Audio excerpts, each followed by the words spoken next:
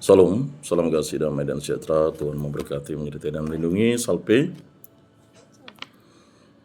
para pendengar RRI Pro 1 Pontianak, dimanapun berada, berjumpa kembali dengan Lentera Minggu pada hari ini. Mari kita membuka Lentera Minggu kita dengan berdoa. Dalam nama Bapa dan Putra dan Roh Kudus. Amin. Allah Tritunggal Yang Maha Kudus, kami bersyukur di hadirat-Mu, karya agunglah yang selalu menyertai hidup kami. Dalam masa Pekan Prapaskah yang ketiga ini, kami menyediakan diri kami untuk berdoa, bertobat, dan mengampuni. Berkatilah kami, agar kami selalu dibimbing untuk menjadi pribadi yang terus merenungkan firman dan sabda-Mu dengan perbuatan dan segala karya kami. Amal, kasih kami, dan sedekah kami dalam masa Prapaskah ini menjadi suatu tanda yang agung dalam kemuliaan nama-Mu. Semua dari kami serahkan ke perantaraan Tuhan kami Yesus Kristus yang hidup dan meraja kini dan sepanjang segala masa. Amin. Dalam nama Bapa dan Putra dan Roh Kudus. Amin. Para pendengar RRI Pro 1 Pontianak di 104,2 FM dan juga di media digital RRI Pro 1 Pontianak. Pada hari ini kita akan membahas tema marilah kita bertobat supaya kita tidak binasa. Sebelum kita berdialog bersama Ibu Lina dan Bapak Petrus dari Legio Maria Bunda Allah Paroki Bunda Maria Jeruju Pontianak, mari kita dengarkan Injil Yesus Kristus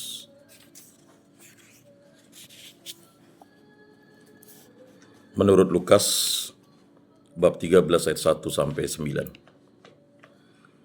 Sekali peristiwa datanglah kepada Yesus beberapa orang membawa kabar tentang orang-orang Galilea yang dibunuh Pilatus dan darahnya dicampurkan dengan darah kurban yang mereka persembahkan. Yesus berkata kepada mereka, "Sangkamu orang-orang Galilea ini lebih besar dosanya daripada dosa semua orang Galilea yang lain, karena mereka mengalami nasib demikian. Tidak, kataku kepadamu, tetapi jika kamu tidak bertobat, kamu semua akan binasa dengan cara demikian. Atau sangkamu ke-18 orang yang mati ditimpa menara di dekat Siloam lebih besar kesalahannya daripada semua orang lain yang diam di Yerusalem? Tidak, kataku kepadamu, tetapi jika kamu tidak bertobat, kamu semua akan binasa dengan cara demikian." Kemudian Yesus menyampaikan perumpamaan ini. Seorang mempunyai pohon ara yang ditanam di kebun anggurnya, dan ia datang untuk mencari buah pada pohon itu. Tetapi ia tidak menemukannya. Lalu ia berkata kepada pengurus kebun anggur itu, "Lihatlah, sudah 3 tahun aku datang mencari buah pada pohon ara ini, namun tidak pernah menemukannya. Tebanglah pohon ini, untuk apa dia hidup di tanah ini dengan sia-sia?" Pengurus kebun itu menjawab, "Tuan, biarkanlah dia tumbuh selama setahun ini lagi.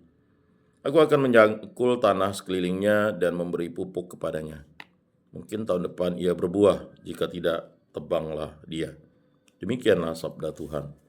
Terpujilah Kristus.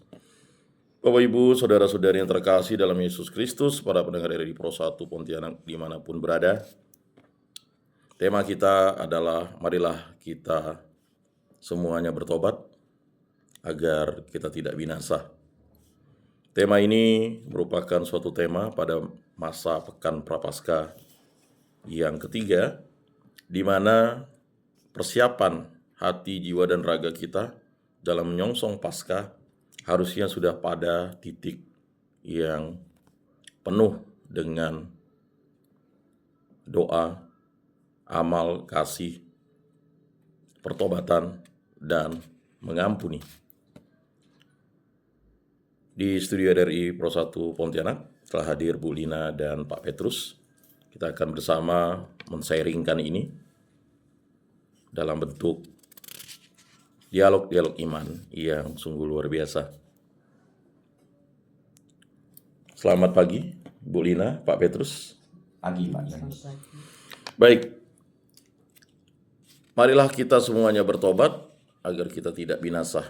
Nah, ini kan merupakan tema yang sungguh luar biasa pada minggu Pekan Prapaskah yang ketiga ya, Bu Lina dan Pak Petrus. Kita tahu bahwa pekan ketiga ini merupakan pekan momentum untuk kita mengevaluasi diri dalam proses masa Prapaskah ini. Nah, Bu Lina, mungkin Bu Lina bisa men-sharingkan apa yang sudah dilakukan selama masa pekan Prapaskah ketiga ini. Silakan, Bu. Silakan.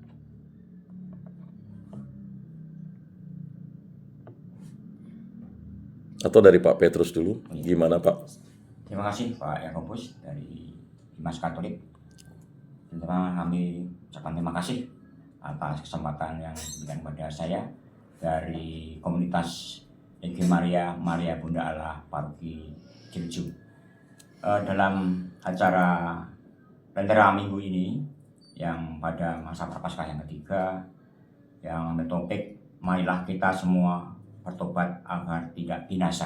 Yeah. Ini tepat sekali Bapak dalam mengisi masa Prapaskah, khususnya di minggu ketiga. Apa yang sudah kami laksanakan dalam mengisi masa Prapaskah, mulai dari kita mengikuti misa Rabu Abu, bahwa kita mulai hari debu dan kita akan menjadi debu kembali atau jadi tanah, bahwa kita selama 40 hari ini bahwa kita harus bertobat dengan berbagai macam satu kegiatan, ya dengan doa-doa, dengan amal nyata dan kasih, tentunya juga dengan kasih nyata. Kami dari kelompok Maria Bunda Allah memang sebagai pasukan Maria diberikan amanah doktrin bahwa kita adalah sifat pelayanan dengan pengabdian tanpa pamrih, dengan doa dan karya nyata. Tidak hanya doa tapi karya nyata. Karya-karya nyata kami khususnya di masa Prapaskah ini mulai dari kegiatan mendoakan orang sakit, mengunjungi orang sakit, dan kegiatan yang paling nyata kemarin yang telah kita laksanakan adalah kami mengunjungi lapas anak-anak bersama kaman tim Injil Maria. Juga kami mengunjungi lapas yang ada di Sungai Dalam. Ini adalah suatu wujud nyata bahwa kita peduli, yang kadang-kadang orang sudah tidak mau melihat lagi saudara kita katakanlah yang kesandung masalah hukum, dan kegiatan-kegiatan lainnya tentunya banyak di lingkungan.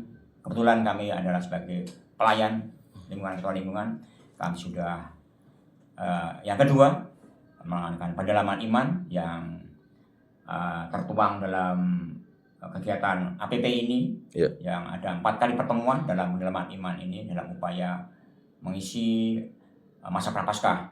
Jadi kita tidak mau masa Prapaskah hanya sekedar satu kegiatan seremonial tanpa ada buah-buah nyata.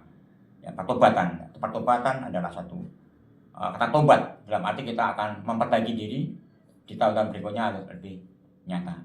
Saya kira dari saya itu aja dulu. Terima kasih. Baik, Bu Lina, kita tahu dalam Pekan Prapaskah ketiga ini kan kita diminta untuk mendalami tema APP ya, Aksi Puasa Pembangunan, pertobatan ekologis ya, dalam peziarah pengharapan. Apalagi ini tahun jubilium, tahun rahmat, karena 25 tahun sekali Gereja Katolik memberikan kesempatan kepada umat untuk mendapat indulgensi penuh, yaitu rahmat pengampunan disertai penerimaan sakramen tobatnya. Dalam masa pertobatan ini ya, kita tahu diisi tadi oleh Pak Petrus katakan dengan karya ya berdoa, karya amal kasih, sedekah, dan juga kita tahu pertobatan itu nyata kalau kita mau mengampuni. Maka berdoa, bertobat, mengampuni itu adalah satu rangkaian yang tidak bisa kita elakkan ya. Selain juga kita bermati raga dengan pantang dan puasa. Bagaimana Bu Lina menyikapi ini? Silakan Bu. Baik, selamat pagi. Terima kasih Pak Ayan sudah mengajak kami untuk ke sini dalam masa Prapaskah, saya di lingkungan, terutama saya mengunjungi yang sudah tua, lansia, Ya. untuk mendoakan mereka, terutama kepada orang-orang sakit di sekitar wilayah yang ada, seperti itu. Kemudian saya di lingkungan mengajak ibu-ibu dalam masa Prapaskah ini kita harus wajib pantang dan puasa. Ya. Dalam arti kata mengurangi makanan. Misalnya dulunya setiap harinya kita makan 1 piring sekali makan. Nah, dalam masa Prapaskah ini kita mengurangi porsi kita 1 piring menjadi setengah piring. Ya. Dalam masa Prapaskah juga saya kemarin berkunjung ke panti, Pak. Ya. Sangat senang sekali di panti sana kami berbagi kasih kepada mereka. Ternyata dengan menyambut kedatangan kami, mereka sangat luar biasa senang sekali dalam masa Prapaskah ini. Demikian, sekian dulu, Pak. Baik, Pak Petrus. Ya. Bacaan Injil tadi itu kan sungguh menggugah kita ya, dari Lukas bab 13 ayat 1 sampai 9. Bagaimana marilah kita semuanya bertobat ya, agar tidak binasa. Ya. Dan jikalau kamu semua tidak bertobat, kamu pun akan binasa dengan cara demikian. Nah, apa yang didialogkan oleh orang-orang Galilea atau orang-orang yang berdialog dengan Yesus tentang orang-orang Galilea yang dibunuh, ya, kemudian dia juga tertimpa menara, itu kan sering menjadi penghakiman bagi saudara-saudari kita sesama manusia yang meninggal dunia. Kita tahu cara meninggal dunia ini kan berbagai macam, tetapi lebih pada 4 hal. Yang pertama karena sakit ya. Kemudian yang kedua itu karena kecelakaan atau ya musibah ya. Yang ketiga itu karena bencana alam. Ya, itu tidak bisa kita elakkan ya, seperti gempa bumi, tanah longsor, ya angin topan dan sebagainya, ya bencana alam. Berikutnya karena ya terbunuh atau dibunuh, baik karena peperangan atau hal-hal kejahatan lainnya, berbagai macam kasus-kasus kejahatan. Nah itu kan. Nah, pada saat masa Prapaskah ini kan kita diminta untuk ya berdoa, artinya beribadat yang banyak ya. Kata banyak itu artinya tidak melihat waktu. Kemudian yang kedua kita melakukan yang namanya ya pertobatan yang sungguh, merefleksikan retret agung. Kemudian kita ya akhirnya mengampuni.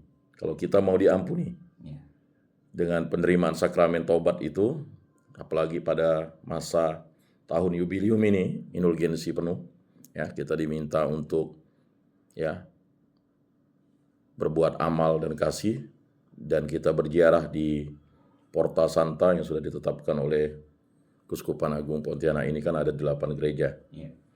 Nah, bagaimana Pak Petrus menyikapi ini?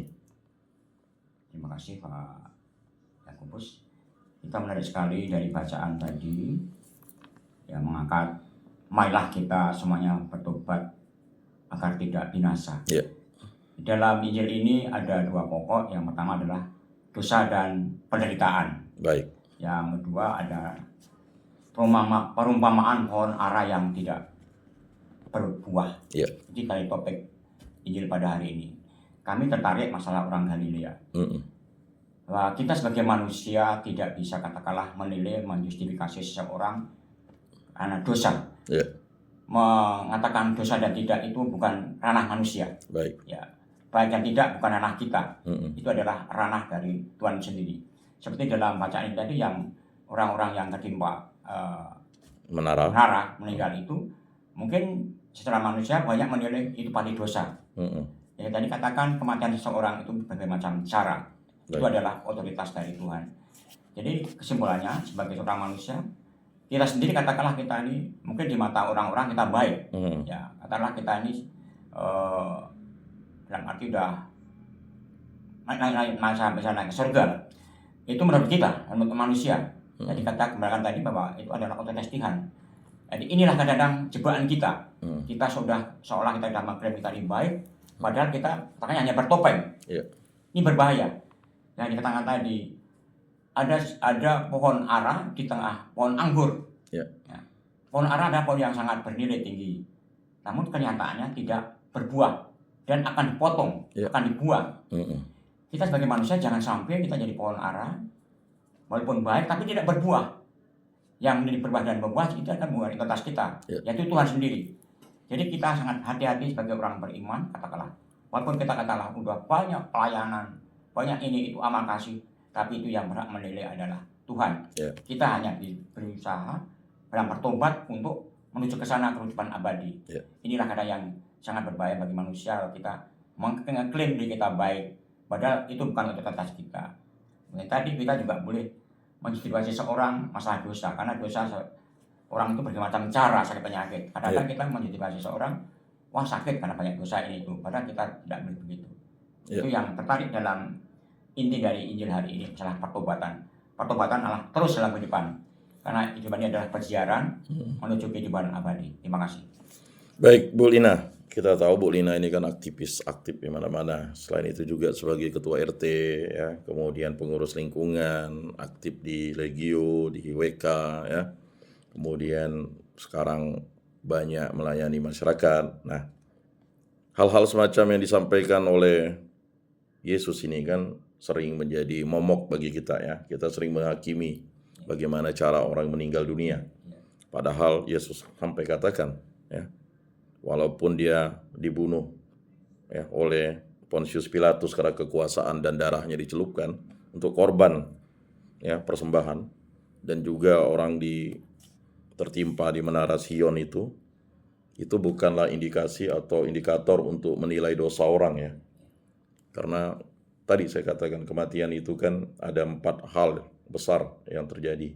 Ya, manusia itu meninggal karena sakit, ya, kemudian meninggal karena musibah atau kecelakaan, meninggal karena bencana alam. Tadi kan, ya, yang disampaikan dalam Injil ini meninggal karena dibunuh atau terbunuh, ya, baik karena peperangan atau karena kekuasaan, karena kesengajaan, ya, karena kejahatan, dan meninggal karena tadi kecelakaan atau musibah tertimpa menara.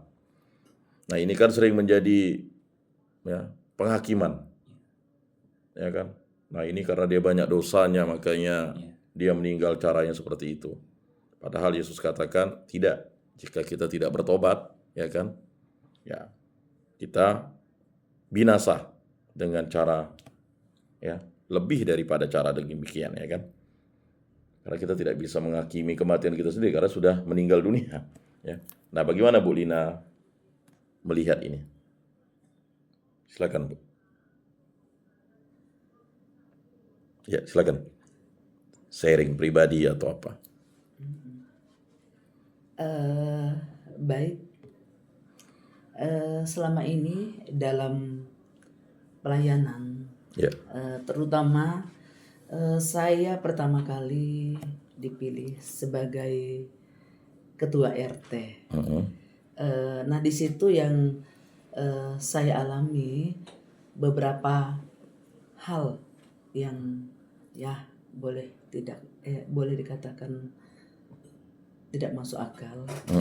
Bermacam hal yang saya dapati. Dengan hal yang kayak itu, seperti itu, saya hadapi dengan tenang hati, dengan senang hati. Apapun cobaan, Tuhan pasti memberi jalan yang terbaik untuk kita. Namanya sebagai manusia, ada yang suka, ada yang tidak suka. Nah, kalau orang yang tidak suka dengan kita, saya membalas itu dengan kebaikan, dengan membawa dia kembali untuk bekerja sama. Seperti Tuhan mengampuni apapun kesalahan kita, yang penting kita mengakui pasti Tuhan itu baik. Nah, sekian dulu. Baik. Para pendengar dari Pro 1 Pontianak, pada paruh kedua kita akan lebih menggali pengalaman iman dan juga apa yang telah dilakukan oleh Pak Petrus dan Bu Lina dalam komunitas, dalam lingkungan, dalam masyarakat. Mari kita dengarkan satu pujian dari kerabat kerja RRI Pro 1 Pontianak.